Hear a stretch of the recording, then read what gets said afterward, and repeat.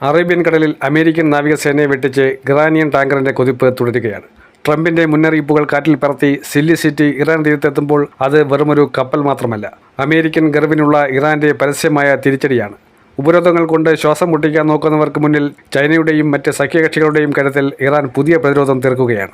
Donald ട്രംപിന്റെ ഉപരോധ കപ്പലുകൾക്ക് മുന്നിലൂടെ തലയുയർത്തി കടന്നുപോയ സില്ലി സിറ്റി എന്ന ചരക്ക് നീക്കം വെറുമൊരു ചരക്ക് നീക്കമല്ല, മറിച്ച് പടിഞ്ഞാറൻ അധിനിവേശത്തിന് നേരെ ഉയർത്തിപ്പിടിച്ച പ്രതിരോധത്തിന്റെ വിജയക്കൊടിയാണ്. കടലിലൂടെ മറുപടി പറയുകയാണ് ഇറാൻ. അമേരിക്കൻ നാവികസേനയുടെ ടാസ്ക് ഫോഴ്സ് അറേബ്യൻ കടലിൽ ഇരച്ചു നിൽക്കുകയായിരുന്നു. ഉപരോധം ലംഘിക്കുന്ന ഏത് കപ്പലിനെയും തടയുമെന്ന കർശന മുന്നറിയിപ്പ് US പ്രസിഡന്റ് ഡൊണാൾഡ് ട്രംപ് നൽകി കഴിഞ്ഞു. എന്നാൽ ഇതിനെയെല്ലാം പുല്ലുവില കൽപ്പിച്ചാണ് ഇറാൻ നാവികസേനയുടെ അകമ്പടിയോടെ സില്ലി സിറ്റി മുന്നേറിയത്.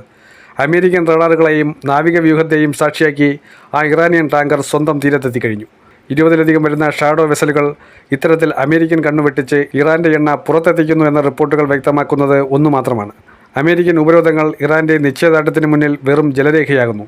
കരാറില്ലെങ്കിൽ ബോംബുകൾ പൊട്ടിത്തെറിക്കുമെന്ന ട്രംപിന്റെ പുതിയ ഭീഷണി ലോകത്തെ ആശങ്കയിലാഴ്ത്തുമ്പോൾ ഇറാൻ ഒട്ടും പതറുന്നില്ല. ചർച്ചാമേശയെ ഒരു കീഴടങ്ങൽ വേദിയാക്കി മാറ്റാനാണ് ട്രംപ് ശ്രമിക്കുന്നത്. വെടിനിർത്തൽ നീട്ടാൻ ട്രംപ് വിസമ്മതിക്കുമ്പോഴും Iran parliament speaker Mohammad Bagher ഗാലിബാഫിന്റെ വാക്കുകളിൽ ആത്മവിശ്വാസം പ്രകടമാണ്. ഭീഷണികളുടെ നിഴലിൽ ഞങ്ങൾ ചർച്ചയ്ക്കില്ല.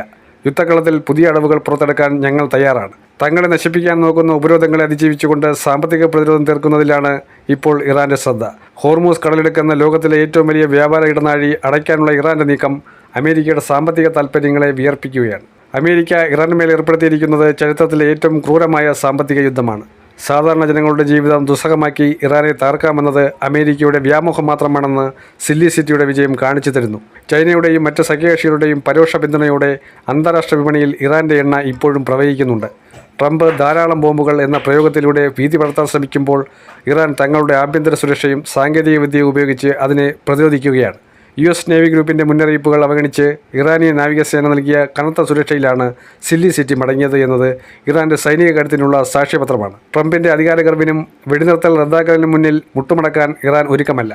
കടലിലും കരയിലും എന്ത് സംഭവിക്കുമെന്ന് ലോകം ഉറ്റുനോക്കുമ്പോൾ തങ്ങൾ ഏതൊരു വെല്ലുവിളിയും നേരിടാൻ സജ്ജമാണെന്ന ഉറച്ച നിലപാടിലാണ് ഇറാൻ. അമേരിക്കൻ ഉപരോധങ്ങൾ ഇറാന്റെ വഴികൾ അടയ്ക്കാൻ ശ്രമിക്കുമ്പോൾ ഇറാൻ പുതിയ ജാലകങ്ങൾ തുറക്കുകയാണ്. സില്ലി സിറ്റി എന്ന ടാങ്കർ ഇന്ന് കേവലമൊരു കപ്പലല്ല, അത് പടിഞ്ഞാറൻ അധിനിവേശത്തിന് നേരെ ഉയർത്തിപ്പിടിച്ച ഇറാന്റെ വിജയക്കൊടിയാണ്.